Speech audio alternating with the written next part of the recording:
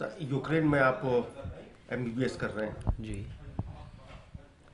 कैसे आना हुआ और क्या सिचुएशन है आपकी? लगातार जो दोस्तों से बात हो रही होगी, क्या है पूरा? नहीं, हालात बिगड़ने से 2 से 3 दिन पहले ही मैं आ गया था, परंतु अभी जब भी मेरे जितने भी दोस्त हैं सबसे बात हो पा रही है। एक तो उनसे बहुत कम ही बात हो पा रही है, और जिनसे भी बात हो रही है वो बहुत ज़्यादा डरे हुए हैं, क्योंकि मतलब ऐसा कभी देखा नहीं है, क्योंकि हॉस्टल के बाहर कंटिन्यूस हर 15-20 मिनट में बम फटने या कुछ भी बिल्डिंग गिरने की आवाज़ आ रही है। वहाँ हालत तो बहुत ज़्यादा ही गंभीर है, बहुत ज़्यादा परेशान है लोग बाग। और अभी जैसे एवैक्यूएशन की भी जो बात हो रही है, तो वो वेस्टर्न पार्ट से किया जा रहा है। हम लोग रहते हैं जहाँ मेरी यूनिवर्सिटी है, ईस्टर्न पार्ट ऑफ यूक्रेन है, जो बिल्कुल रशियन बॉर्डर से 40 किलोमीटर लगी हुई है। तो वहाँ पे तो अभी एवैक्यूएशन का कुछ हुआ ही नहीं है। मतलब बच्चे लोग तो, मतलब हम साथ के मेरे स्टूडेंट्स हैं, वो सारे कलीग्स हैं, तो उन लोग तो इतने ज़्यादा परेशान हैं। अब उनके पास पता नहीं अभी खाने का भी अब है कि नहीं है, क्योंकि अब वही है। मतलब जैसे अभी मेरा, जैसे ही आप लोग सब पूछ रहे हैं, तो मैं थोड़ी सी अपील भी करना चाहूँगा आपके चैनल के थ्रू, कि ईस्टर्न पार्ट ऑफ यूक्रेन जो खार्किव और कीव है, जहाँ पे मतलब आपने कल देखा होगा कि वहाँ पे एक डेथ भी हो गई है, तो वहाँ पे मतलब थोड़ा सा ज़्यादा ध्यान दें, क्योंकि वो बिल्कुल बॉर्डर से 40 किलोमीटर दूर ही है, रशियन बॉर्डर से।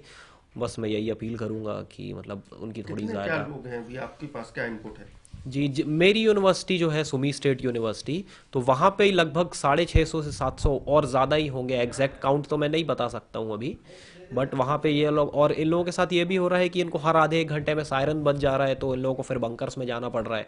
और ये भी है कि चलिए अपने रूम पे है ऊपर, तब तो वहाँ पे क्या है कि टेम्परेचर वगैरह ठीक है, रूम हीटर्स वगैरह हैं।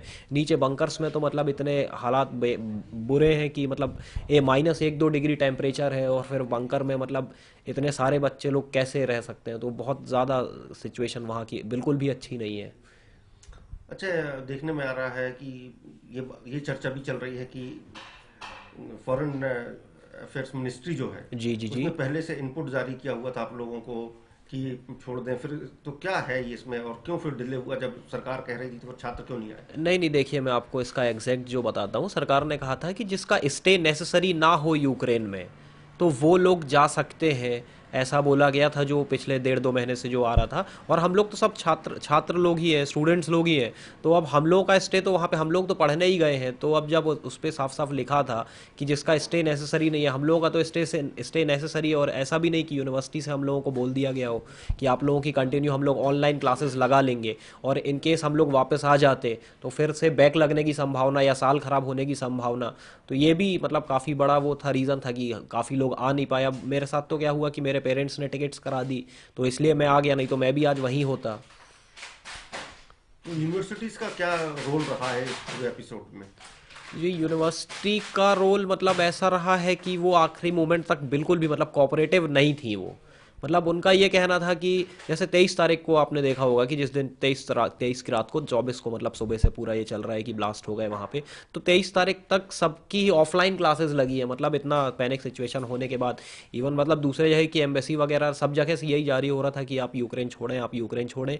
पर एम्बेसी, इंडियन एम्बेसी ने भी बोला, पर यूक्रेन हम लोगों की जो यूनिवर्सिटी थी, तो उनके तरफ से कुछ भी ऐसा हम लोगों को बोला नहीं जा रहा था कि मतलब अश्योरेंस की चलिए ठीक है आप इंडिया चले भी जाते हैं तो आप लोगों की क्लासेस हम लोग ऑनलाइन कर देंगे। तो इस पे साल गंवाने का भी डर था, तो इसलिए हम लोग मतलब आने की नहीं सोच रहे थे।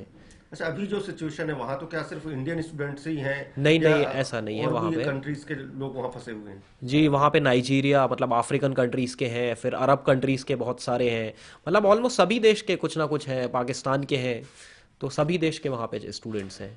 अच्छा, चूंकि आप ऐसी वर्स्ट सिचुएशन के पहले आ चुके हैं, जी जी जी। और अभी आप इंडिया में जो सोशल मीडिया देख रहे होंगे जिसमें खास तौर से ये सवाल उठाए जा रहे हैं कि वहाँ क्यों जाना पड़ा, यूक्रेन में जाके क्यों पढ़ रहे हैं? अच्छा अच्छा अच्छा, चलिए ठीक है। जैसे आपने देखा भी होगा कि मतलब एक तो सीट्स, सबसे पहले तो सबका सिलेक्शन नहीं हो पाता है वहाँ पे। और उसके बाद फिर मतलब सबसे पहले अपने यहाँ पे तो देखा जाए, यदि प्राइवेट कॉलेजेस में जाए तो समवॉट 1 CR के ऊपर अपनी फ़ीस वगैरह जाती है, और वहाँ पे तो मतलब 20-25 में ही हो जाती है। तो पहला मेन इशू तो यही फ़ीस का ही है। तो इसलिए सब मतलब हम लोगों ने यूक्रेन जाने का मतलब सोचा था। सिलेक्शन का क्या क्राइटेरिया होता है? लोग ये जैसे सोशल मीडिया पे चर्चा चल रही थी, लोगों को लग रहा है कि वहाँ जाना आसान है, बिना किसी कंपटीशन के आपको एडमिशन मिल रहा है। नहीं नहीं, ये बात तो बिल्कुल गलत ही चल रही है न्यूज़ पे, मतलब जो लोग कमेंट्स वगैरह जो कर रहे हैं। क्योंकि आप जब तक नीट क्वालिफाई नहीं करेंगे, आपका वहाँ पे एडमिशन, वहाँ पे क्या कहीं पे भी नहीं होगा आपका एडमिशन, यदि आप क्वालिफाई नहीं होते हैं तो। और उस पे बेसिक ये भी रखा गया है कि 12th में 50% होना चाहिए और नीट में जो हर साल जो कट ऑफ जाता है वो क्वालिफाई होना चाहिए, तभी आपका वहाँ पे एडमिशन होगा। तो ये तो जो कमेंटबाजी हो रही है ये बहुत गलत है ये। अच्छा ये बताएं, आप अभी अभी अभी ही आए हैं, जी जी जी। और एक चर्चा और चल रही है कि जो फीस उसको फेयर को लेके, एयर फेयर जो है, तो जी आप कितना फेयर पे करके आए हैं? जी, मैंने खुद मतलब 58 समथिंग 58,000 जो मतलब अभी मतलब मैंने बुक की थी। और जो नॉर्मल फेयर होता है वो 23-24 हज़ार रुपये होता है, मतलब 38 हज़ार रुपये में आना जाना हो जाता है हम लोगों का।